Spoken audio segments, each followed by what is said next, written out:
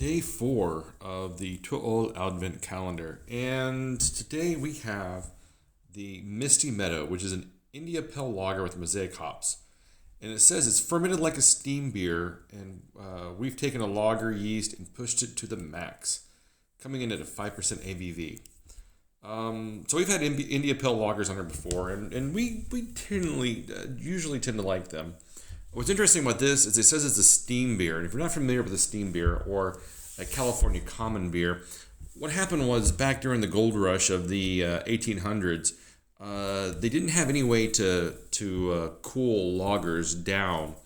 So what they would do is they would pump the lager up to the roof of the breweries in California, and then the cool air from the sea would cool off the beers, and then they would be able to ferment them out. And the reason they're called steam beers is because of the steam coming off of the beers that are being a hot wort that's being pumped up to the attic or the roofs of these breweries. Anchor Steam probably might be the best example of a steam beer, or I know in Sweden there's a couple of breweries at one time for making a California Commons beer. So there's examples of it out there in the market. It's not extremely common as a brewery style or beer style, but there are examples out there on the market. Today we have the Too Old interpretation of this concept, I guess. So just the smell is extremely fresh and hoppy with a bit of a malty nose to it. It smells so good, and the color is just kind of a hazy, not like a hazy IPA, but just like a unfiltered beer of some sort. Yeah, cheers.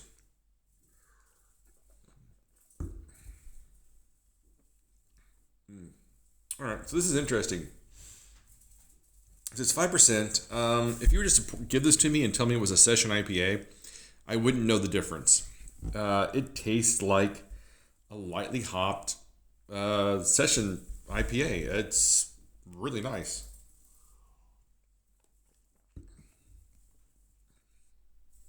It's very smooth, very easy to drink. I would say there's a bit of a sweetness to it, I guess, from the lagering side, and it's a slight bitter nose on the very end. It's not very bitter at all, but it's just kind of is slightly there. It's really extremely drinkable. I quite enjoy this beer. I would say so far it's the highlight of the calendar. Man, it's a shame that Martin or Matisse isn't here to share this one, because I think they would both quite enjoy this on many levels. Because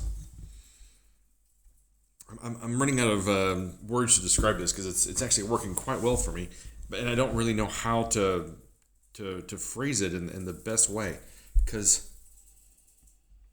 I said everything about this just reeks of session IPA, but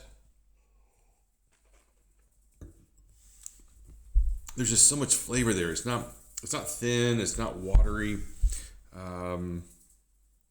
I said, it's got that bit of a bitterness to it on the back end. I would expect maybe a little bit of a cereal or maltiness to it because of the lager process. But there's really none of that.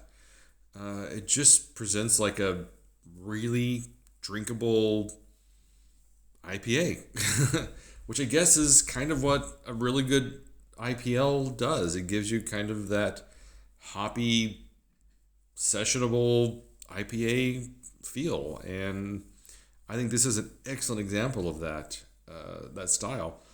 I would gladly share this with people and change their mind about an IPL and what it can possibly be and how good it can be. So for me, I think I'm going to have to give this. I'm torn. I feel like